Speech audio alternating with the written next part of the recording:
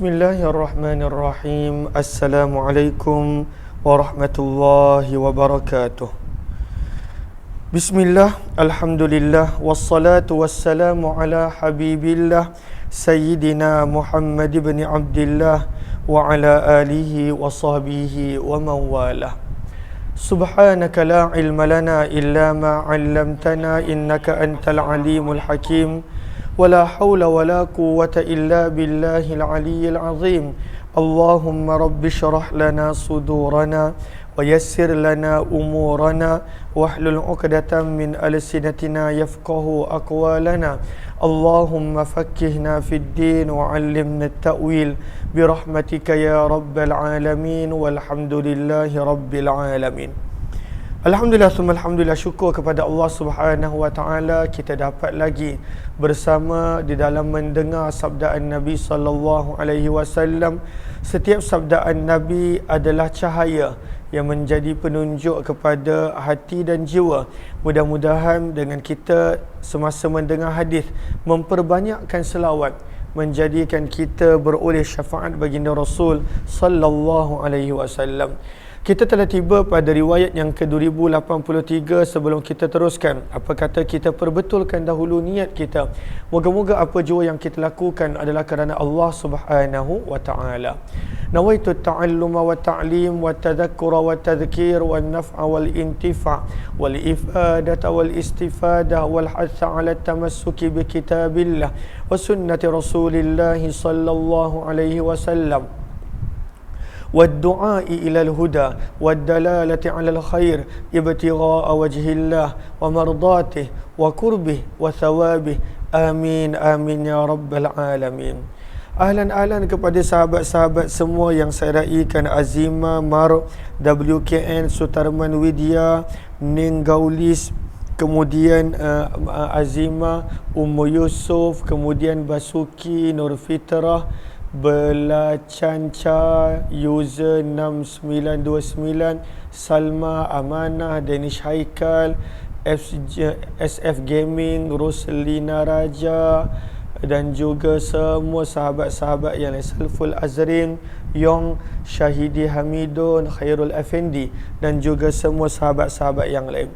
Kita masih lagi dalam pembacaan kitab hadis yang terkenal, iaitu hadis-hadis yang telah dikumpulkan oleh Imam Tirmizi rahimahullah dan lebih dikenali dengan bahasa ringkasnya Sunan Tirmizi ataupun Jami' Tirmizi.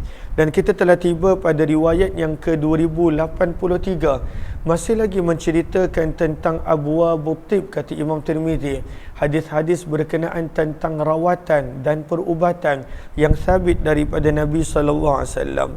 Maka pada bab yang ke-27, Imam Tirmizi membawakan tajuk antara doa yang boleh dibaca ketika mana menziarahi orang sakit ataupun ketika mana kita sakit. Riwayat 2083, silakan.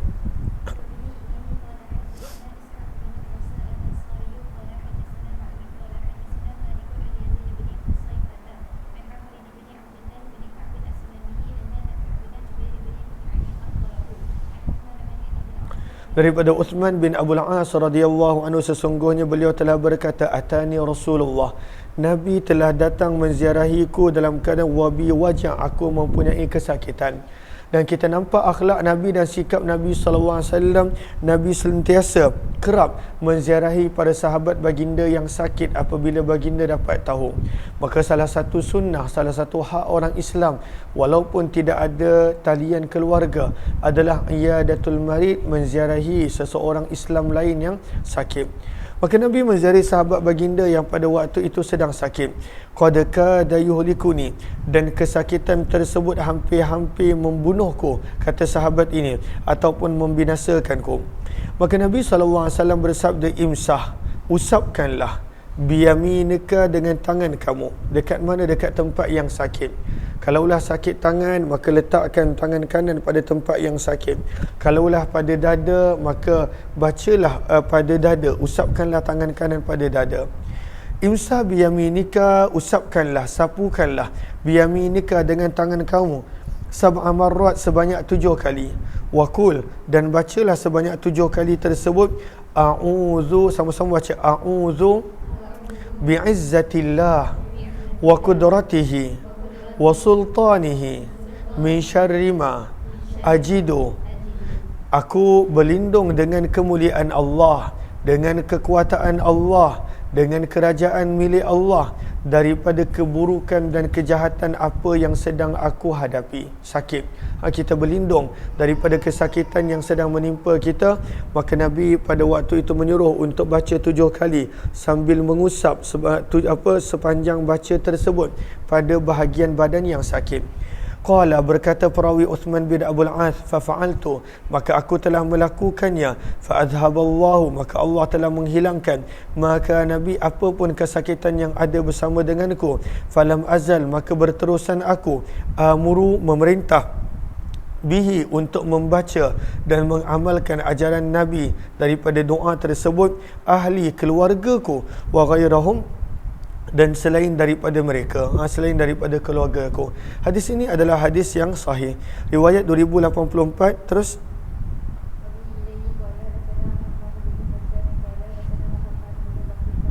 ini berkenaan tentang kelebihan daun sana. Kita biasa dengar zaman sekarang banyak orang menjadikan daun sana untuk membersihkan kotoran-kotoran yang ada dalam perut, melawaskan kotoran-kotoran yang ada dalam perut dan usus dan sebagainya. Ini hadis menceritakan tentang kelebihan daun sana. Terus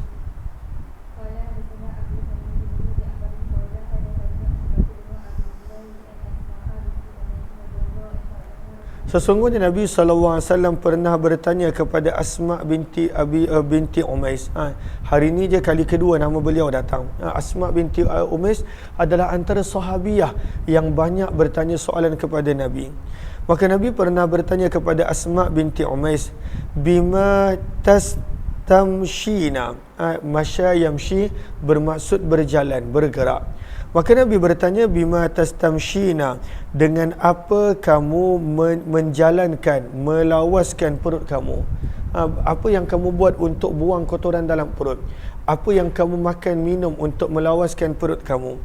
Maka sebab itu lihat kepada Sahara pada baris yang keempat, bi ayyi syai'in tatlubina ishal al-batan, dengan perkara apa yang menjadikan kamu melawaskan perut kamu.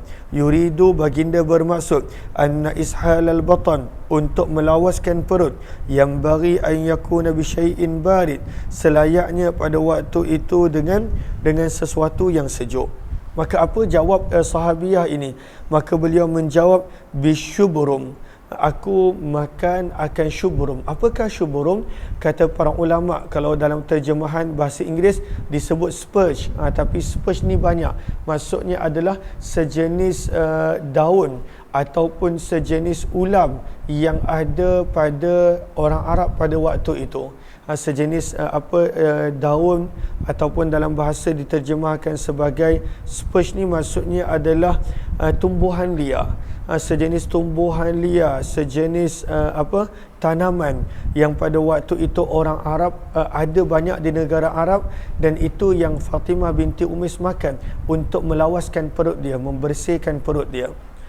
Maka Nabi SAW bersabda, harun jar, tanaman itu panas, tanaman itu adalah panas, tanaman itu adalah panas.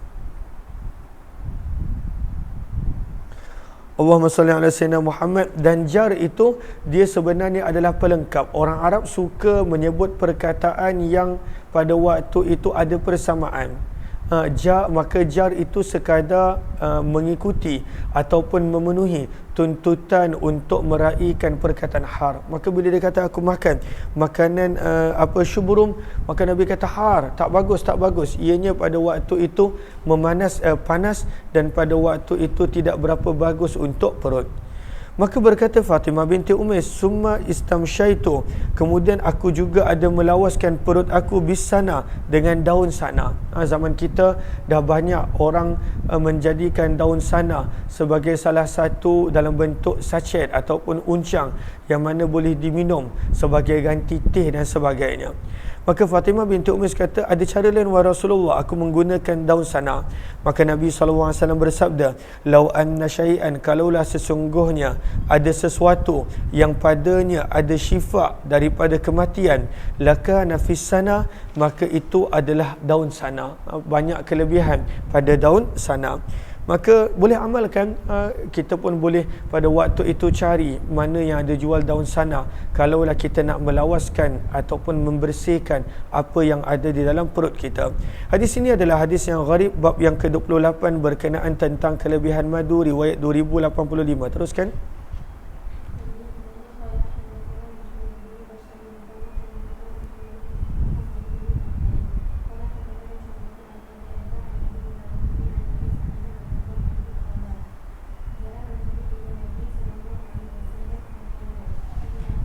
Inna akhi istatlaqa batnuh, wahai Rasulullah, sesungguhnya saudaraku perutnya cerit-berit. Berterusan pada waktu itu keluar najis daripada ada cerit-berit. Maka Nabi SAW bersabda, iskihi asalan, bagi dia minum madu. Fasaqahu, maka sahabat ini beri kepada saudaranya, adik-beradik dia minum madu. Kemudian dia datang lagi kepada Nabi dan berkata, wahai utusan Allah, qad saqaituhu, aku telah beri kepadanya untuk minum asalan madu. Falam yazidhu illa istitlaqa, maka tidaklah menambahkan kebaikan kecuali bertambah cerit-berit dia, bertambah pada waktu itu sakit pada perutnya. Maka Nabi SAW bersabda, untuk kali yang ketiga, iski asala, bagilah dia minum madu lagi. Qal, maka berkata perawi, fasaqahu, lelaki tersebut, sahabat tersebut telah memberi minum madu kepada adik-beradiknya yang sakit. Kemudian dia datang lagi kepada Nabi dan berkata, wahai Rasulullah, sesungguhnya aku telah memberi kepadanya minum madu dan tidaklah bertambah kepadanya kecuali bertambah cerit-berit. Maka sabda Nabi SAW, sadaqallah, Allah berfirman benar, kerana Allah SWT sebut di dalam madu itu ada syifa. Wa kadzaba, dan wa kadzaba, dan telah berdusta perut saudara kamu. Apakah maksud ungkapan perut saudara kamu telah berdusta? Lihat kepada Sahara, baris yang ketiga daripada bawah. Apakah maksud istitlaqul batan? Ay tawatul ishal, cerit-berit. Dan apakah maksud kadzaba batnu akhi? Perut adik-beradik kamu telah berbohong. Ustu'milal kizib, kata para ulama, perkataan kizib digunakan di sini dalam bentuk majaz, bukanlah pada maksudnya yang sebenar. Li'annahu yaktasu bil aqwal, kerana berbohong dikhususkan dengan ucapan, adapun perut bukan ucapan. Faju'ila batnu akhihi haitsu lam yanja fihi al-asal kizban, maka apabila perut adik-beradiknya pada waktu itu tidak bersesuaian pada permulaan dengan madu, maka Nabi telah menggambarkan ianya pada waktu itu tidak bersesuaian dengan janji Allah dalam Al-Quran pada surah An-Nahl ayat 19, ayat 69, fihi shifa'ul linnas, pada madu itu adanya penyembuhan untuk manusia. Qad yadhunnu, maka ada juga yang menyangka bahawa ianya bertentangan dengan amal perubatan. Fa innal asla, kerana madu pada waktu itu fungsinya yang lain. Walaisa, tapi tidaklah begitu. Fa inna istitlaqar rajul, kerana seseorang itu bila cerit-berit, kana minal haidah, maka disebabkan pada waktu itu sistem di dalam perutnya yang pada waktu itu sedang menghadapi sesuatu situasi penghadaman dan sebagainya. Wa dzalika rubbama yu'aliju bimdadi at-tabi'ah, dan itu boleh dirawat dengan pada waktu itu memberi rawatan kepada tabiat dia, pada waktu itu naturalkan balik dia punya kebiasaan tubuh badan dia, dan supaya liyukhrijal fudul, supaya kotoran-kotoran ataupun benda yang tak sesuai dalam badan dia pada waktu itu boleh dikeluarkan. Sebab itu beberapa kali pertama bila dia bagi madu, bertambah pada waktu itu membersihkan perut dia. Sebab itu pada saat sahabat tadi risau. Thumma yumsiku binafsiha, kemudian apabila tubuh badan kembali kepada sistemnya kembali, maka ianya dengan sendiri akan reset kepada keadaan asal dia apabila telah bersihkan dengan bantuan madu dan selainnya. Wa qad yakunu bi ayatillah, dan daripada sini juga menunjukkan kebenaran firman Allah dan keberkatan doa Nabi sallallahu alaihi wasallam. Maka lelaki ini Nabi suruh bagi kali keempat madu kepada saudaranya. Fasaqahu, pada kali keempat bila dia bagi madu kepada adik-beradiknya, fabara'a, maka telah sembuh. Hadis ini adalah hadis yang hasan sahih. Bab yang ke-29 berkenaan tentang doa juga. Doa ketika mana menziarahi orang sakit. Terus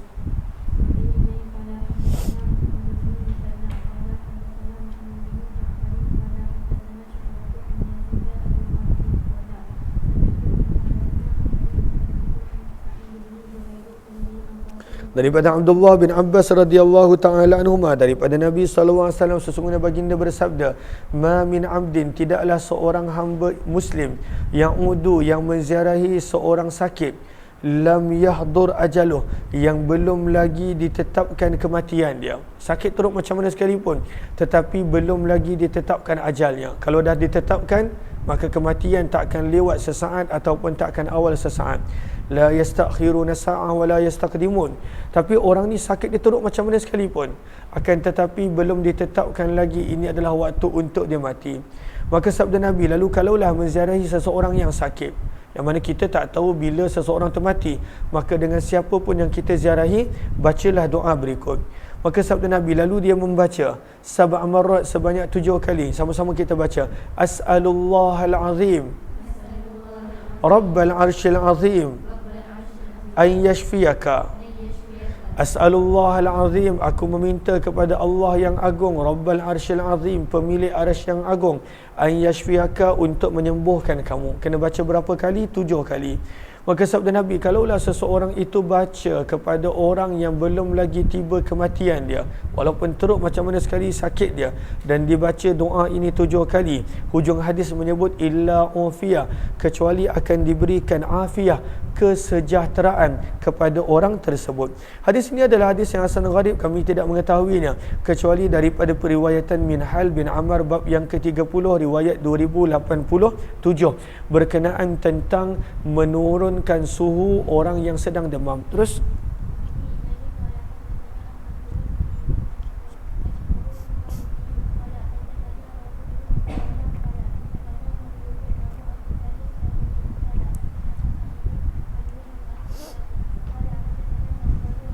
daripada Thauban merupakan hamba yang Nabi SAW telah merdekakan. Sebab itu beliau dikenali dengan gelaran Maula Rasulullah. Maka Thauban radhiyallahu anhu telah meriwayatkan daripada Nabi SAW, baginda bersabda, ahlan kepada sahabat-sahabat yang baru join, Nurul Wati, Nurul Hidayat, Kak Safia Sapian, Ammara Aidil, dan juga Oli Laili, Muhammad Syahril, dan juga semua. Mohon jasa baik untuk bantu share, bantu untuk kongsi, bantu untuk sebar luas. Kalaulah bermanfaat, kita sedang membaca hadis-hadis daripada riwayat Tirmizi. Maka Imam Tirmizi pada riwayat 2087 membawakan hadis yang mana Nabi mengajar bagaimana nak menurunkan suhu ketika mana sedang demam.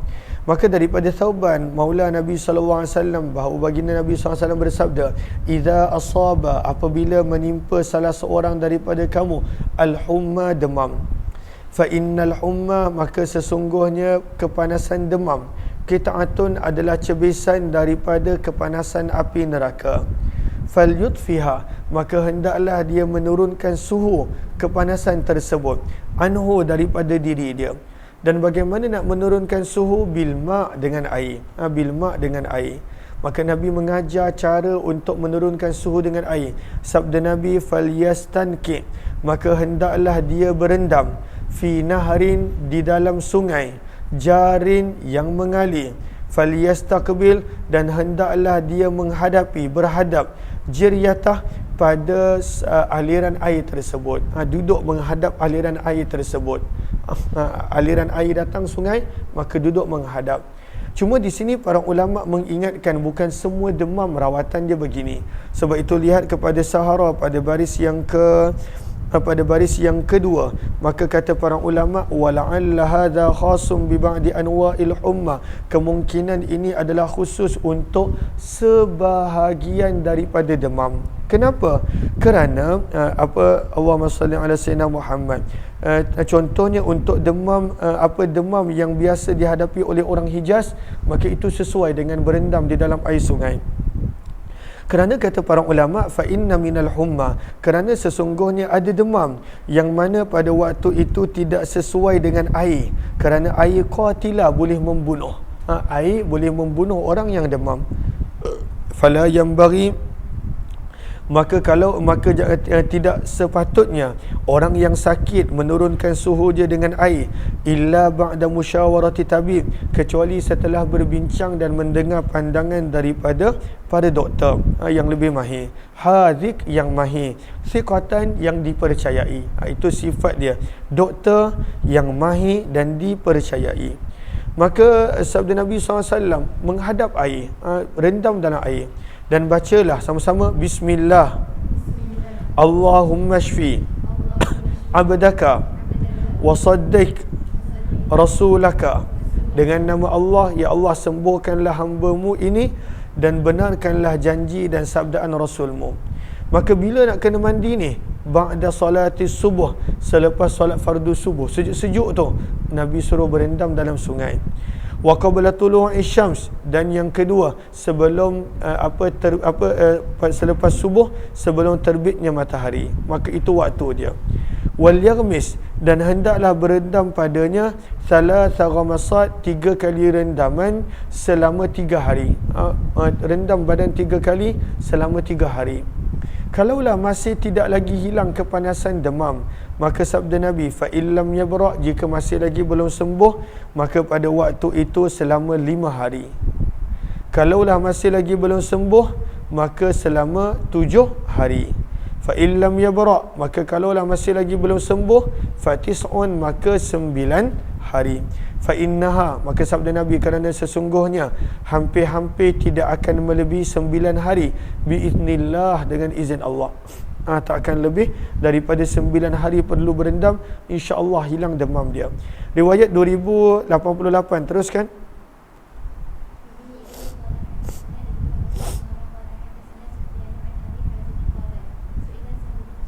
Telah ditanya kepada sahabat Nabi Sahal bin Sa'ad As-Sa'idi radhiyallahu anhu, wa ana asma, kata Abu Hazim, aku mendengar soalan dan jawapan tersebut. Bi ayyi syai'in duwiya, dengan cara apa biasa dirawat luka Nabi sallallahu alaihi wasallam. Kalaulah Nabi luka, bagaimana cara rawatan luka Nabi? Faqala, maka berkata Sahal bin Sa'ad, ma baqiya ahadun, tidak lagi berbaki seorang pun yang mengetahui tentangnya daripadaku. Sebab di antara sahabat yang lambat meninggal dunia. Maka berkata Sahal bin Sa'ad, kana Aliyun, adalah Nabi SAW, adalah Sayyidina Ali. Ini berlaku dalam peperangan Uhud. Adalah Sayyidina Ali membawa kepada Nabi air menggunakan perisai dia. Dengan perisai dia diambil air dan bawa kepada Nabi SAW. Wa Fatimah tu, dalam keadaan anak perempuan Nabi, isteri Sayyidina Ali, Fatimah, sedang membersih daripada wajah baginda luka dan darah ni tak henti-henti. Maka bagaimanakah para sahabat buat untuk berhentikan darah Nabi? Wa uhriqa, dan telah dibakarkan untuk baginda hasirun, satu tikar. Dan kita tahu tikar diperbuat zaman tersebut daripada anyaman kurma dan sebagainya. Maka telah dibakar tikar dan abu daripada bakaran tikar tadi, fahusyia, maka telah dimasukkan, sebab itu gariskan bawah tu ay udkhila, telah dimasukkan, bihi di sini maksudnya ay birramat, dengan debu daripada bakaran tikar tadi, jurhu, pada luka Nabi SAW, bertujuan untuk memberhentikan darah. Sebab itu kata para ulama, boleh berubat dengan menggunakan abu, menggunakan ar-ramat, menggunakan abu. Berkata Imam Tirmizi, hadis ini adalah hadis yang hasan sahih, bab yang riwayat yang ke-2089. Terus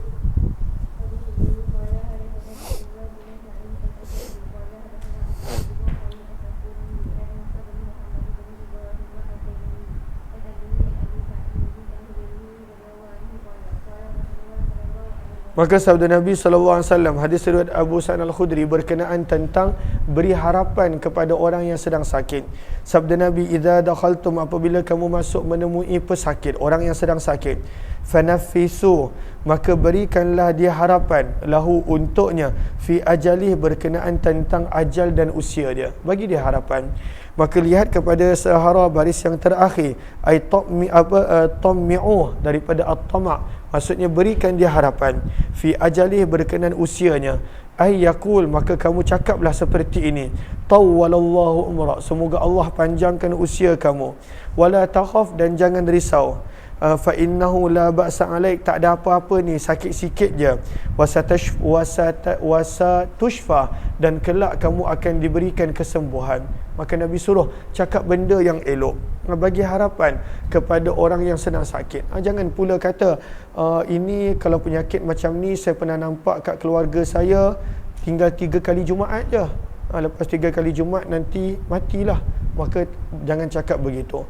Ataupun cakap teruknya sakit ni, macam tak lama je usia, maka jangan cakap perkara-perkara yang menakutkan orang yang sedang sakit. Bagi dia harapan, walaupun dia mungkin mati, tetapi bagi dia harapan. Sebab itu salah satu doa yang Nabi ajar kepada kita, bila kita jumpa orang sakit, baca la ba'sa, tak ada apa-apa, tahur, akan sembuh insya-Allah dengan izin Allah. Maka Nabi suruh bagi harapan tentang usia kepada orang yang sedang sakit.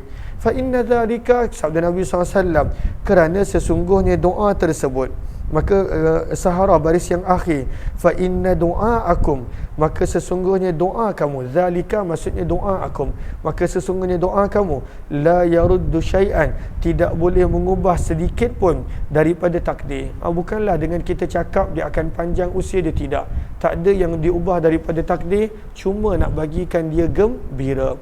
Kemudian sabda Nabi, wa tayyibu nafsah, dan pada waktu itu menggembirakan hatinya, menenangkan hatinya. Hadis ini adalah hadis yang gharib. Terus bab yang ke-29, tajuk besar yang baru berkenaan tentang al-faraid, pembahagian harta pusaka yang sabit daripada Nabi SAW. Kebanyakannya ada di dalam Al-Quran pada penghujung juz yang ke-4, surah permulaan surah Al-Anfal.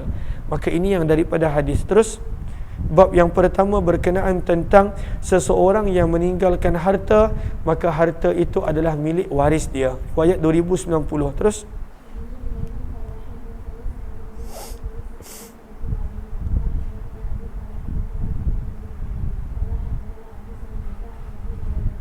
daripada Abu Hurairah radhiyallahu taala anhu, beliau berkata, baginda Nabi SAW bersabda, man taraka, barang siapa yang ada meninggalkan harta, fali ahli, maka itu adalah milik keluarganya, waris dia.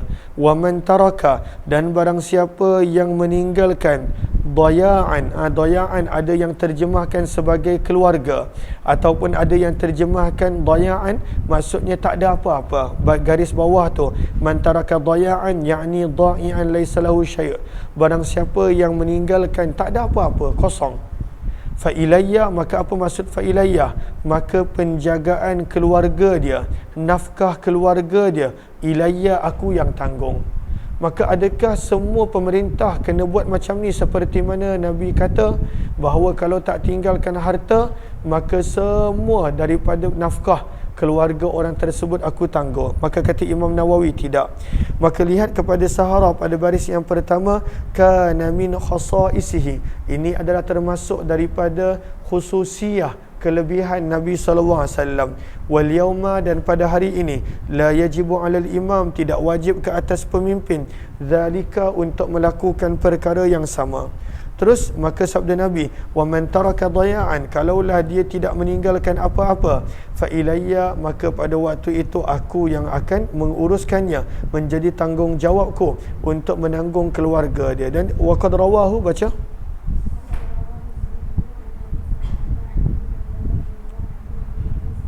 atwal, maka riwayat yang sanad yang lain meriwayatkan secara lebih panjang daripada ini, wa atamma, dan lebih sempurna. Dan di dalam bab ini ada juga riwayat daripada Jabir, Anas, wa makna qaulihi, dan maksud ungkapan baginda, man taraka daya'an, barang siapa yang meninggalkan barang siapa yang meninggalkan tak ada apa-apa. Daya' maksudnya tak ada apa-apa. Laisa lahu syai', maksudnya tak ada apa-apa. Fa ilayya, maka apakah maksud fa ilayya? Yaqulu ana a'uluh, aku yang akan menjaga, wa unfiku, dan membelanjakan harta, alaihi, ke atas ahli keluarga yang dia tinggalkan. Bab yang kedua berkenaan tentang pentingnya mempelajari ilmu faraid. Terus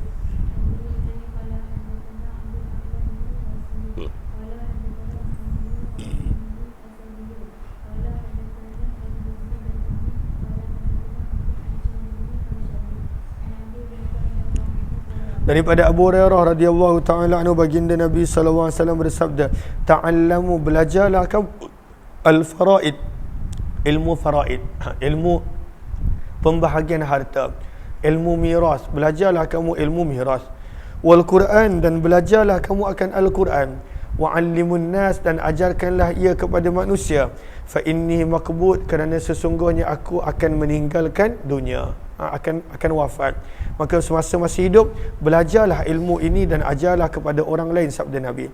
Hadis ini terdapat ittirab, percanggahan padanya, kerana Abu Usamah telah memuridkan hadis ini daripada Auf, daripada seorang lelaki, daripada Sulaiman bin Jabir, daripada Abdullah bin Mas'ud, daripada Nabi sallallahu alaihi wasallam, dan wa bihi ilaihi qala hadatsana bidzalika, telah meriwayatkan kepada Imam Tirmizi pula Husain bin Huraish, Abu Usamah, dengan riwayat yang lebih kurang sama. Bab yang ketiga berkenaan tentang pewarisan anak-anak perempuan. Berapa anak perempuan akan dapat? Terus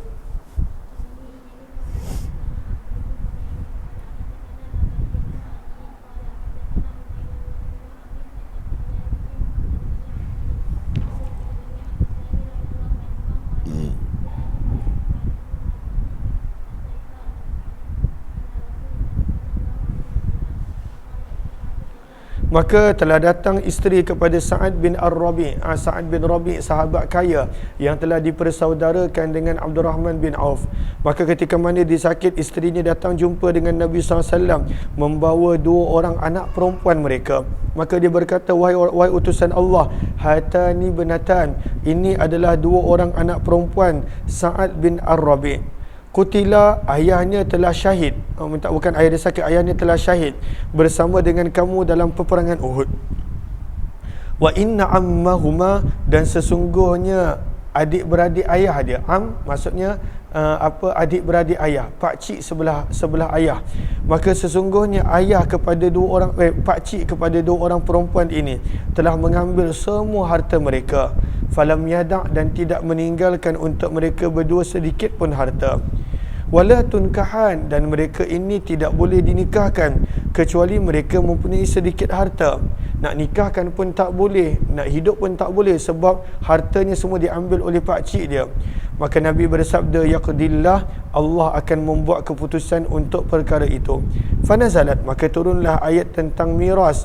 Maka Nabi telah menghantar utusan kepada pakciknya, adik-beradik dengan Sa'ad bin Ar-Rabi'. Maka Nabi bersabda, a'ti, berikanlah kamu ibnatai kepada 2 orang anak perempuan Sa'ad, as-sulusaini, 2/3. Anak perempuan Sa'ad mendapat 2/3. Dia kena lihat kepada keseluruhan miras untuk tahu bila waktu 2/3 dan bila sebagainya.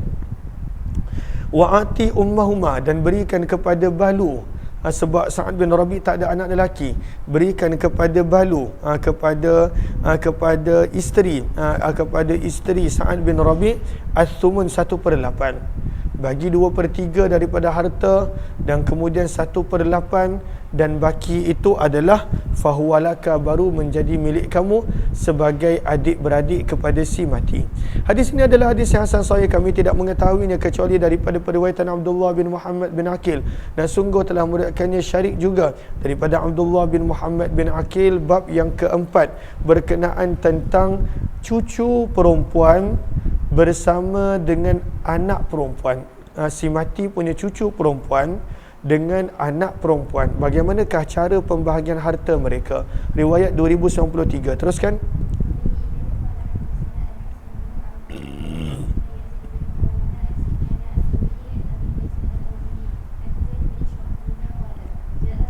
telah datang seorang lelaki kepada sahabat Nabi Abu Musa al-Ash'ari dan Salman bin Rabi'ah. Maka ada dua orang sahabat Nabi radhiyallahu anhuma. Fasa'alahuma, mereka telah bertanya kepada dua orang sahabat ini berkenaan tentang tentang seorang yang meninggal dunia dan ada meninggalkan anak perempuan. Wa banati ibnin, dan dia ada meninggalkan cucu perempuan, tapi cucu perempuan ni daripada anak lelaki dia. Dia tinggalkan anak perempuan dan cucu perempuan. Dan yang ketiga yang ditinggalkan wa ukhtil li'ab wa iaitu adik-beradik si mati yang sama ayah sama ibu, ataupun istilahnya pakcik kepada wanita pewaris ini. Maka tiga orang dia tinggalkan, anak perempuan, cucu perempuan daripada anak lelaki dia, dan yang ketiga adalah adik-beradik yang satu bapa sama ibu dengan dia. Faqala, maka berkatalah Abu Musa dan Salman bin Rabi'ah, lil ibnatin nis, anak perempuan akan dapat separuh, walil ukhti minal ab wal umma bakia, dan adik-beradik perempuan, semua tiga-tiga perempuan, adik perempuan kepada si mati yang sama mak dan ayah akan mendapat ma bakia, apa yang berbaki. Separuh diberikan kepada anak, baki untuk adik-beradik perempuan sama ayah sama ibu dengan si mati, dan cucu tak dapat apa-apa.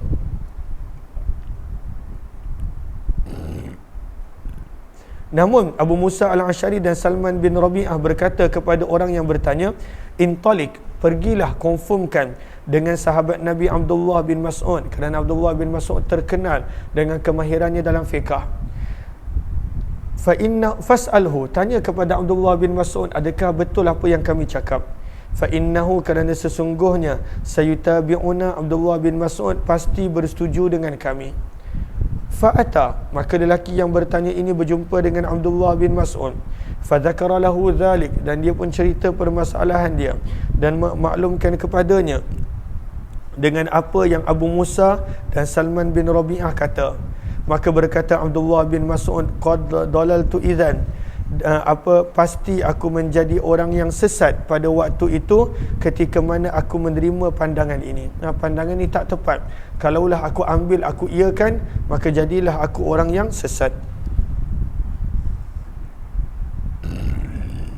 Lihat kepada Sahara pada baris yang pertama, qad dalaltu idzan ay idza taba'tuhu fi hadhil fatwa. Kalaulah aku mengiakan pandangan ini, maka jadilah aku sesat. Wama ana minal muhtadin, dan tidaklah menjadi aku daripada kalangan orang-orang yang memberi petunjuk. Walakinni, tapi Abdullah bin Mas'ud berkata, aku akan membuat keputusan fiha, pada permasalahan ini, seperti mana yang Nabi SAW telah putuskan. Maka apakah keputusan dia? Lil ibnati, untuk anak lelaki separuh. Itu betul. Lil ibnati anis, anak akan mendapat separuh. Wali ibnatil ibn, dan cucu kepada anak lelaki si mati, yang mana bererti ayah perempuan ni tak ada. Kalaulah ayah perempuan ni ada, maka cucu ni tak dapat apa-apa. Dan untuk cucu kepada anak lelaki si mati, dia akan mendapat 1/6, dan 1/6 ini tidak akan melebihi 2/3. Sebab total 2/3, maka anak perempuan dah ambil separuh, maka dia ambil 1/6 tapi menyempurnakan 2/3. Dia tak akan ambil lebih daripada 2/3 harta. Barulah walil ukhti ma baqiya, untuk adik-beradik perempuan, untuk adik perempuan si mati, dia akan mendapat apa yang tersisa. Hadis ini adalah hadis yang hasan sahih, dan Abu Qais Al-Audi, namanya adalah Abdul Rahman bin Tharwan, seorang daripada Kufah, dan telah meriwayatkan daripadanya Syu'bah. Jelas ke jelas? Okey, lihat kepada Allahumma salli ala Sayyidina Muhammad. Okey, tak apa. Yang ni kita baca kejap lagi. Okey, terus bab yang kelima berkenaan tentang pewarisan adik-beradik yang sama ibu dan ayah. Lalu dalam Islam ada 3. Adik-beradik sama ibu dan ayah, ini hubungan yang paling kuat dengan si mati. Adik-beradik sama ibu lainan ayah, dan adik-beradik sama ayah lain ibu. Maka ada 3 adik-beradik yang telah dikategorikan di dalam perbahasan miras. Terus riwayat 2094.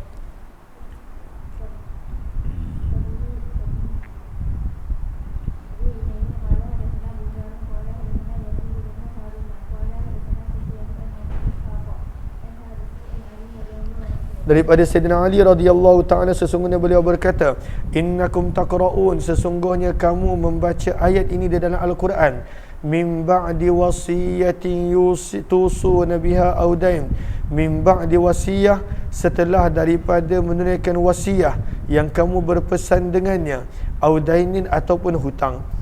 Maka kata Sayyidina Ali, dan sesungguhnya Nabi SAW akan memutuskan tentang hutang si mati sebelum pada waktu itu melaksanakan wasiat dia. Maka turutan dia adalah, jika tak ada pengurusan jenazah, maka diambil duit pengurusan jenazah untuk kafan dan sebagainya daripada harta si mati. Nombor 2, selesaikan hutang daripada harta si mati. Dan yang ketiga, barulah tunaikan wasiat daripada harta si mati kalau masih ada lebih. Dan yang keempat, baru pembahagian harta pusaka.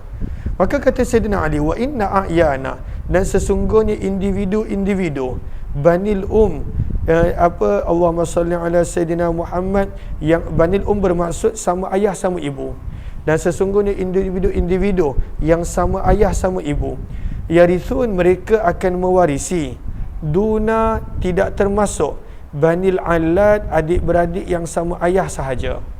Kalaulah berhimpun adik-beradik yang sama ayah dengan adik-beradik sama ibu dan ayah, maka akan diutamakan adik-beradik ibu dan ayah, sama ibu dan ayah.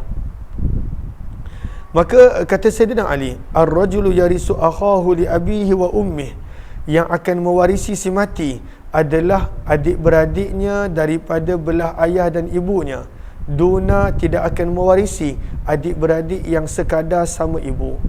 Sama ibu berlainan bapa, tidak akan mewarisi daripada si mati. Maka lihat kepada Sahara pada baris yang ketiga. Maka apakah yang dimaksudkan dengan duna banil alad? Yakni anna a'yana banil bahawa individu-individu yang sama ibu dan ayah. Yakni yang dimaksudkan itu adalah al-ikhwah, adik-beradik, li'ab wa sama ibu dan sama ayah. Apabila berhimpun bersama dengan adik-beradik yang pada waktu itu sama ayah sahaja ataupun sama ibu sahaja, fal mirathu lil ukhuwah min ab wa maka yang mendapat harta pusaka adalah orang yang sama ibu dan ayah. Wahum, dan mereka ini akan didahulukan berbanding adik-beradik sama ibu sahaja. Likuwatil qarabah, kerana lebih kuat pada waktu itu hubungan keluarga mereka. Fala yuhimukum, maka janganlah menjadikan kamu terkeliru, kata para ulama, zikral ukhuwah, sebutan adik-beradik yang ada dalam Al-Quran, yang mana kamu menganggap taswiyah, sama level, adik-beradik sama ayah sama ibu, adik-beradik sama ayah berlainan ibu, adik-beradik sama ibu berlainan ayah. Jangan kamu ingat mereka ni semua sama. Tak sama. Yang didahulukan adalah yang sama ayah dan sama ibu. Jelas ke jelas? Terus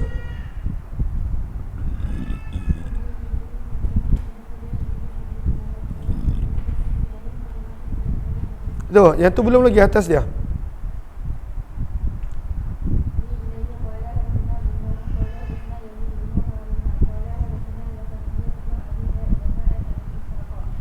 Maka juga riwayat daripada Sayyidina Ali, cuma sanad berbeza, riwayat yang lebih kurang sama. Terus 2095.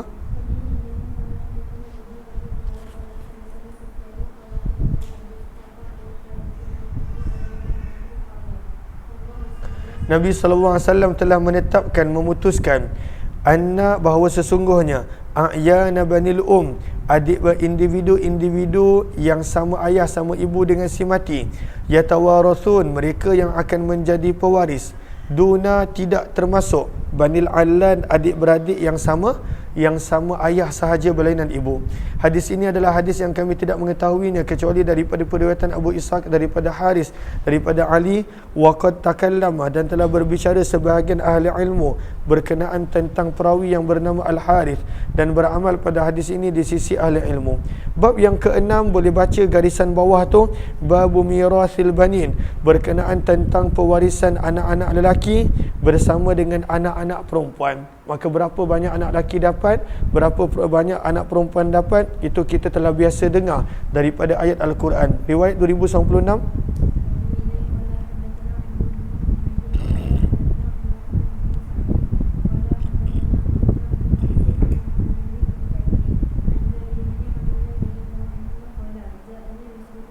Nabi SAW telah mendatangiku, kata Jabir bin Abdullah, menziarahiku.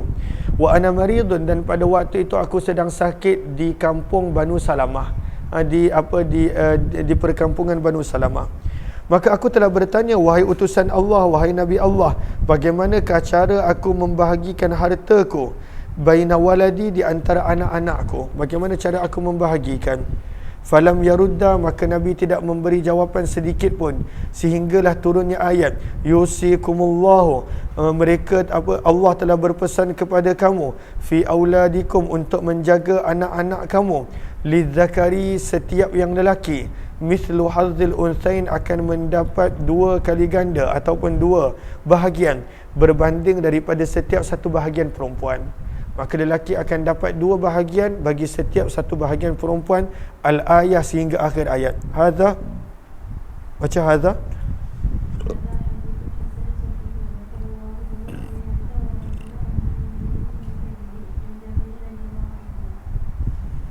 Maka dibawakan sanad yang berbeza, hadis yang lebih kurang sama, cuma sanad berbeza. Maka setiap bertambahnya sanad menjadikan bertambah kuat sesuatu hadis tersebut. Riwayat 2097 terus.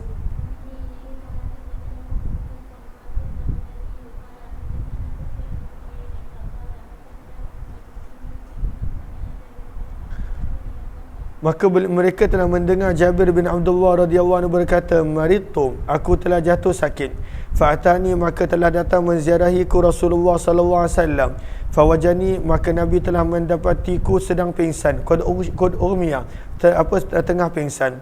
Fa'atani, maka Nabi telah datang bersama menziarahiku, dan bersama baginda adalah Abu Bakar. Wahuman, dan mereka datang dalam keadaan berjalan kaki. Fatawadda'a, maka telah berwuduk Nabi SAW. Fasabba, maka Nabi telah mencurahkan ke atasku daripada sisa ataupun baki air wuduk Nabi SAW. Fa'afaqtu, maka aku pun sedar. Maka aku bertanya, wahai Rasulullah, apa yang patut aku buat berkenaan tentang hartaku? Ataupun perawi ragu yang Jabir bin Abdullah bertanya, kaifa asna'u fi mali, bagaimana yang patut aku buat berkenaan hartaku? Falam yujibni syai'an, Nabi tak menjawab sedikit pun. Wa kana lahu, dan adalah baginda Nabi sallallahu alaihi wasallam, dan wakana, dan adalah bagi Jabir bin Abdullah, dia mempunyai 9 orang adik-beradik perempuan. Dia ada 9 orang. Maka turunnya ayat, yastaftunaka qulillahu yuftikum fil kalalah, mereka bertanya kepada kamu, kul, katakanlah, Allah memberi jawapan kepada mereka berkenaan tentang al-kalalah. Berkenaan tentang al-kalalah. Apakah al-kalalah? Lihat kepada Sahara, baris yang pertama, ayyamutar rajul, matinya seseorang itu dan dia tidak meninggalkan ayah mahupun anak lelaki yang mewarisinya. Dia tak ada. Macam Jabir bin Abdullah, yang dia ada hanyalah 9 orang adik-beradik perempuan. Maka ini adalah al-kalalah. Apakah hukum al-kalalah? Kita boleh lihat sampai habis ayat tersebut. Bab yang ketujuh berkenaan tentang miras al-asabah. Lalu dalam keluarga yang terdekat dipanggil ashabul faraid. Keluarga yang bakal mendapat harta pusaka. Dan ada keluarga, kalaulah tak ada orang yang lebih dekat berbanding dia, baru dia dapat. Kalaulah ada orang yang lebih orang yang lebih dekat tu ada, maka dia tak dapat. Maka harta pusaka berdasarkan kepada betapa dekatnya hubungan ahli keluarga tersebut yang dinilai oleh syarak, daripada sudut ibu bapa, anak, adik-beradik, isteri dan sebagainya. Namun ini adalah asabah.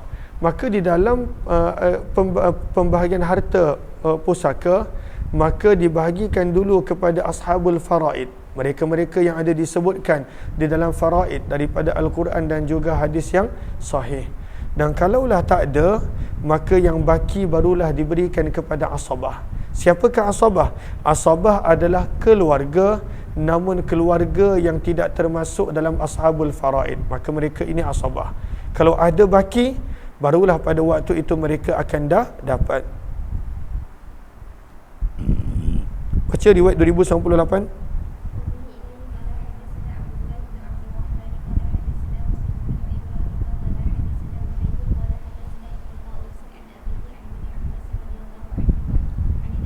Sabda Nabi SAW, Al-hiku, berikanlah, serahkanlah al-faraida, bahagian faraid, bi ahliha, kepada ahli keluarganya. Bagi setiap ashabul faraid bahagian mereka, kerana itu dah ditentukan oleh Allah dalam Al-Quran. Fama baqiya, dan apa yang tersisa, fahuwa li aula rajulin zakar, maka itu adalah milik. Aula maksudnya akrab, yang paling dekat daripada lelaki yang ada, daripada keluarga lelaki yang ada. Maka kalaulah pada waktu itu ashabul faraid semua dah dapat, maka yang baki itu diberikan kepada yang lelaki daripada yang paling hampir dengan si mati. Aula ay akrab. Terus riwayat wabi ila qala hasanah.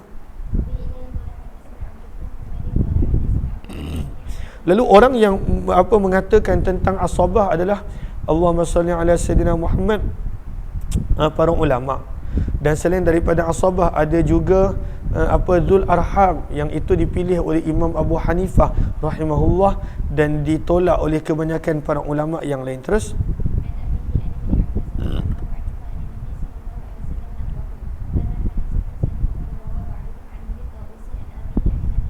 secara mursal. Bab yang ke-8 berkenaan tentang pewarisan atuk. Atuk kalau tak ada ayah, adakah dia menjadi waris? Kalaulah atuk ada ayah, maksudnya si mati ni cucu dia. Kalaulah pada waktu tu ayah ataupun anak lelaki atuk ni masih hidup, maka tidak. Tapi kalaulah pada waktu itu atuk ini dia masih hidup, namun anak lelaki yang merupakan ayah si mati dah tak ada, maka adakah dia dapat? Jom kita lihat terus.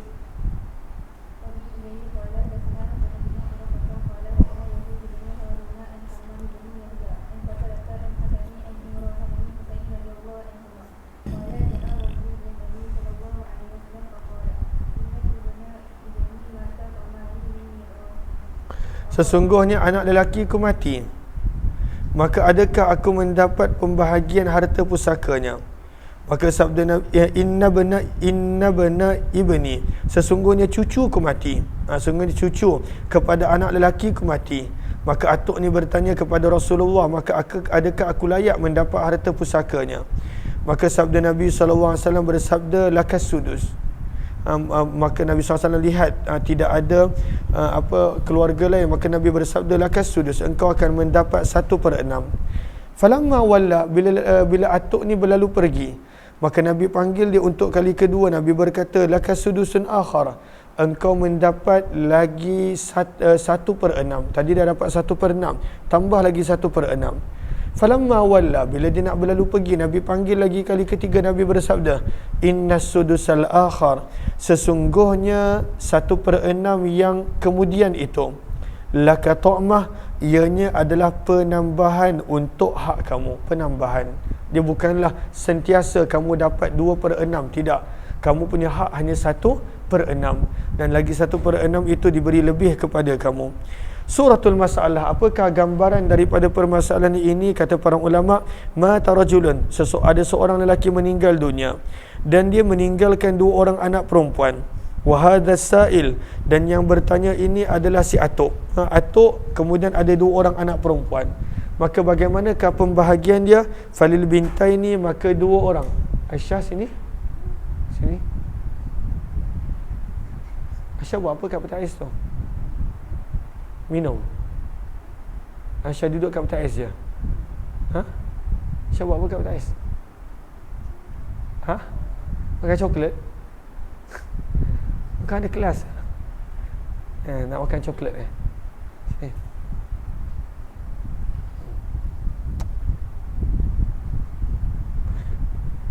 Dari tadi dia ulang-alik kat petak ais. Kenapa dia pergi petak ais? Makan coklat. Okey. Maka contoh masalah yang diberikan, ada orang mati, dia ada 2 orang anak perempuan, dan kemudian ada atuk kepada si mati. Okey. Falil bintaini ats-tsulusan, sahara baris yang keempat. Maka 2 orang anak perempuan si mati ini, mereka akan dapat 2/3. Dia akan dapat 2/3. Maka 2/3 berapa yang baki? Fabaqiya thulus, baki 1/3. Fadafa'a ilaihi sudus, maka diberikan bahagian dia 1/3, 1/6. Itu bahagian atuk adalah 1/6. Bil fard, mengikut pembahagian Al-Quran, atuk punya bahagian 1/6. Summa dafa'a, kemudian Nabi SAW berikan kepadanya satu lagi bahagian 1/6. Birraddi li ta'sib, kerana dia menjadi asabah. Maka asabah dia akan ambil ma baqiyah, apa yang berbaki asabah akan ambil. Maka sebab itu Nabi panggil dia balik.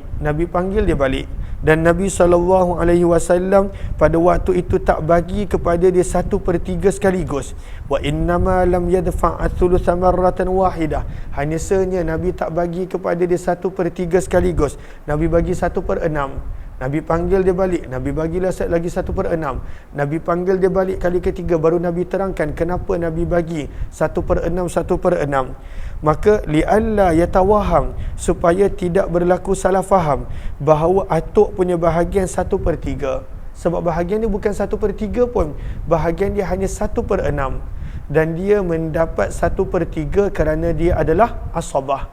Dan asabah hukum dia, maka fama baqiya fahuwa li aula rajul, maka asabah yang lelaki dia akan ambil yang berbaki setelah selesai bahagi-bahagi kepada ashabul faraid.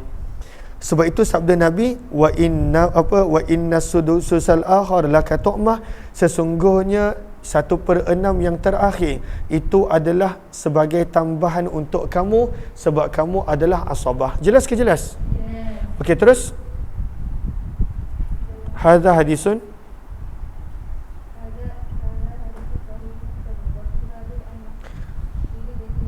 Terus bab yang ke-9 berkenaan tentang nenek pula. Adakah nenek ada bahagian harta pusakanya? Terus riwayat 2100.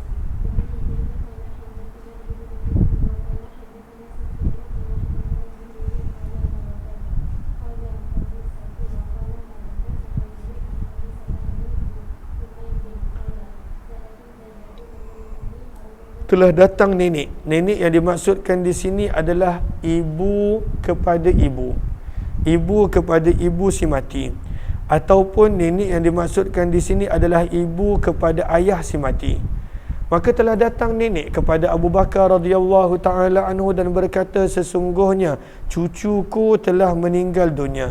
Inna bana ibni. Cucu lelaki daripada anak lelaki, ataupun cucu lelaki daripada anak perempuanku telah meninggal dunia. Wa qad ukhbirtu, dan aku dimaklumkan bahawa untukku tidak ada di dalam Al-Quran sebarang hak. Maka Abu Bakar berkata, ma ajidu, aku tidak mendapati untuk kamu di dalam Al-Quran bahawa engkau layak mendapat harta pusaka, kata Abu Bakar.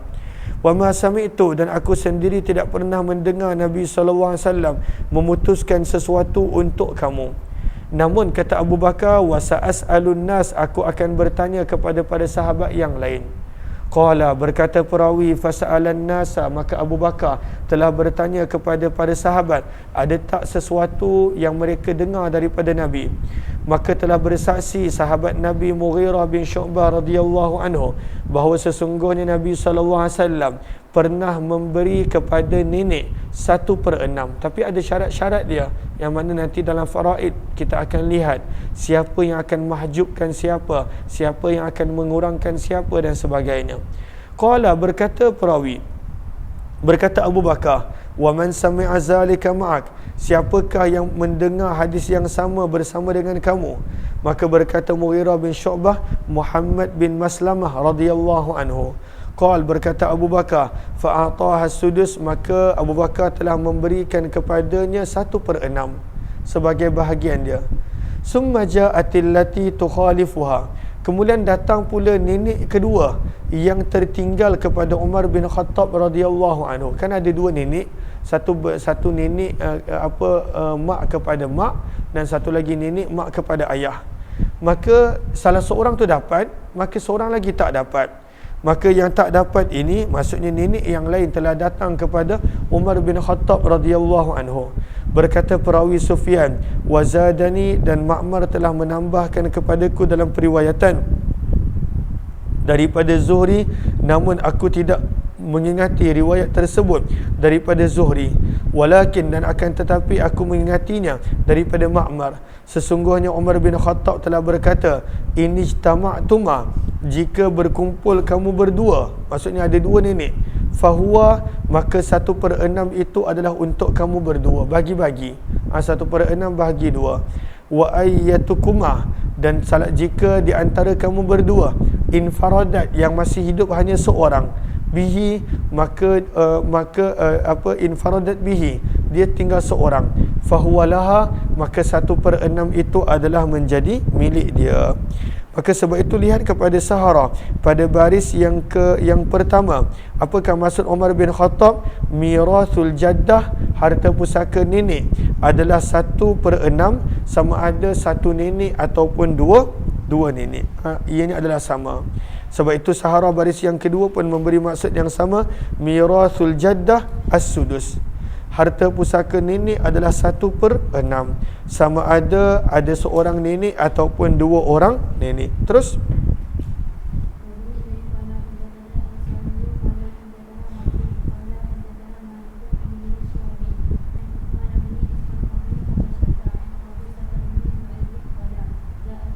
telah datang seorang nenek kepada Abu Bakar khalifah pada waktu itu, bertanya tentang bahagian harta pusakanya.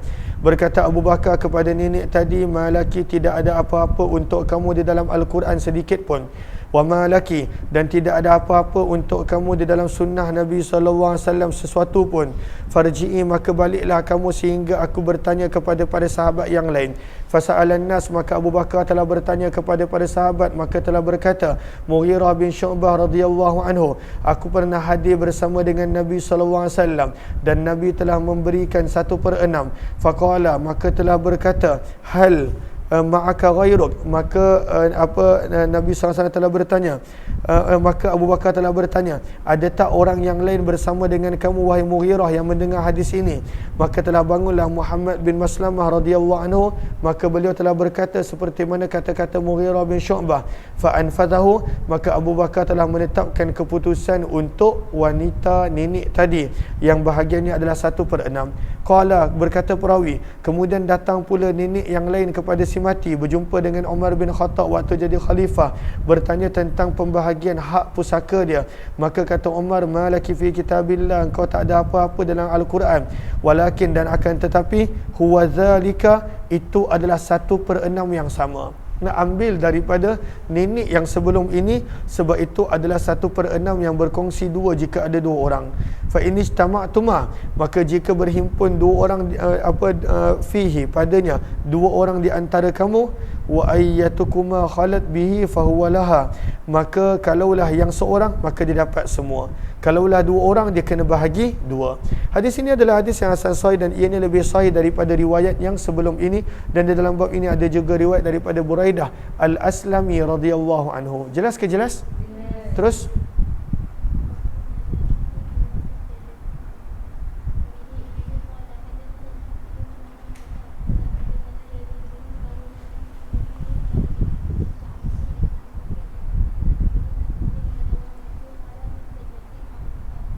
berkenaan tentang adakah nenek mendapat harta pusaka dalam keadaan ada anak lelaki si mati, Ma'i bin Ihab. Pada waktu itu si mati ada anak lelaki, maka adakah nenek si mati ni akan dapat? Terus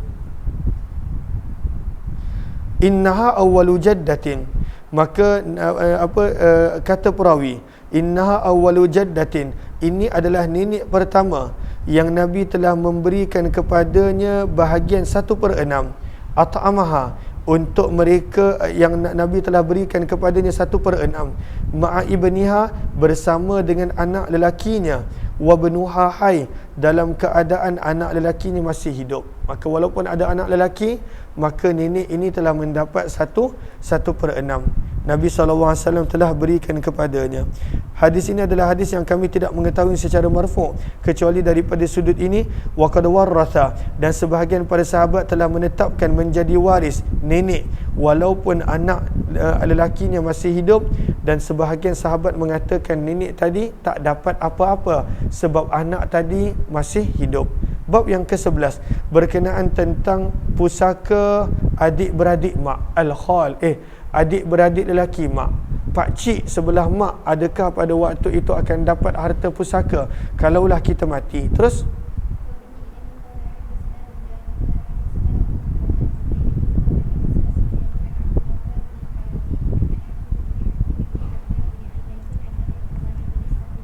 maka Sahal bin Hunayf radhiyallahu ta'ala berkata, telah menulis kepada Ku Umar bin Khattab, kataba ma'i, telah menulis bersama dengan Ku Umar bin Khattab surat kepada Abu Ubaidah Al-Jarrah radhiyallahu ta'ala anhum, bahawa sesungguhnya Nabi SAW telah bersabda, Allahu wa rasuluh, Allah dan Rasul adalah penjaga bagi orang yang tidak ada penjaga. Maula di sini maksudnya tuan. Kalaulah hamba tu mati, dia tak ada tuan dia tak ada, maka Allah dan Rasul adalah penjaga hamba tersebut. Wal khal, dan pakcik, adik-beradik mak si mati. Waris adalah pewaris. Man la warithalah, hanya ketika mana tak ada waris yang lain. Ini dipanggil sebagai Zul Arham. Zul Arham, dia tak ada dalam miras, dan dia bukan asabah juga, dia adalah Zul Arham. Maka ini Imam Abu Hanifah punya pandangan. Sebab itu lihat kepada sahara baris yang pertama, ai min ashabil faraid wal asabat, wa hadza dalilun ala mirath dzawil arham. Kata Imam Abu Hanifah, Dzul Arham pun boleh menjadi waris bila tidak ada ashabul faraid yang hidup. Sebab itu baris yang kedua pun sama, hadza dalilun li Abi Hanifah, ini adalah dalil untuk pandangan Imam Abu Hanifah bahawa Dzul Arham akan mendapat harta pusaka. Bila Dzul Arham dapat? Hanya ketika mana tak ada ashabul faraid yang hidup dan juga tidak ada asabah yang hidup, maka barulah Dzul Arham dapat, ikut pandangan Imam Abu Hanifah. Dan dalam bab ini ada juga riwayat daripada Aisyah Miqdam bin Ma'di Karab. Hadis ini adalah hadis yang hasan. Terus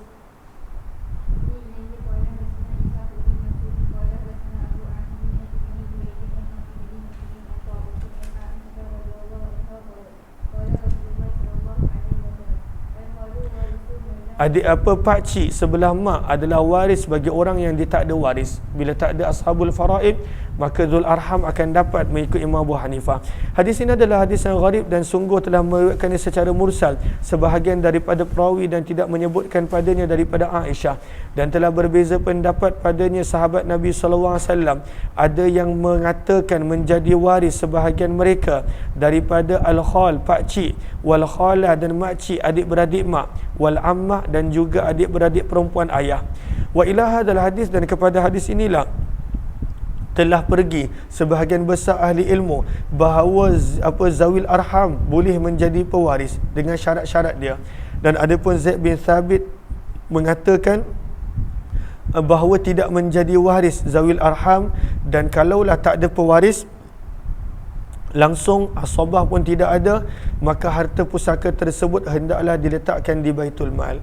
Bab berkenaan tentang orang yang mati dan tak ada waris. Macam mana dia mati tapi tak ada waris? Terus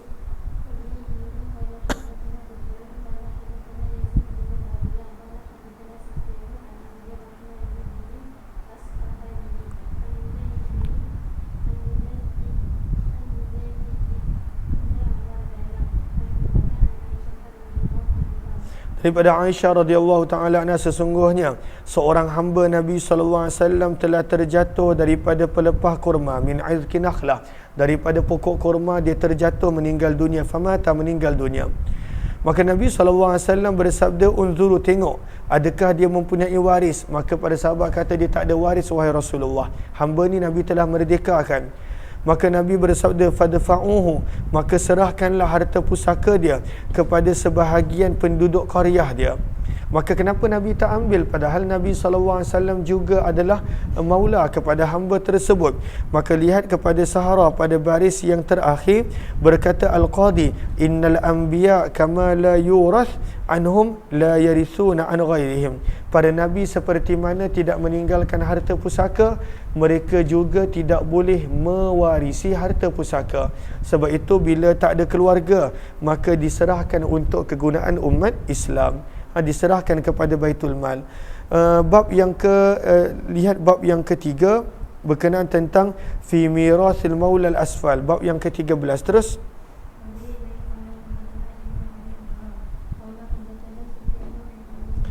apa maula asfal? Maksudnya maula ni dua arah. Hamba yang menjadi merdeka, maka tuannya pun dipanggil maula. Tuan kepada hamba yang telah dimerdekakan dipanggil maula, dan hamba itu sendiri dipanggil maula. Tadi kes dia hamba mati, tuan dia masih hidup, maka tuan dia dapat, kecuali Nabi tidak mewarisi. Maka sebab itu Nabi berikan kepada Baitul Mal, dan Baitul Mal agihkan kepada ahli qaryah dia. Tetapi kalaulah contohnya yang meninggal dunia tuan, yang masih hidup adalah maula asfal, maksudnya hamba yang telah merdekakan. Maula asfal bermaksud hamba yang telah dimerdekakan. Maula a'la maksudnya tuan yang memerdekakan. Kedua-duanya dalam bahasa istilah fiqah dipanggil maula. Maka adakah hamba ni akan dapat menjadi waris kepada tuan dia yang mati tak ada waris? Adakah hamba dia akan menjadi waris? Terus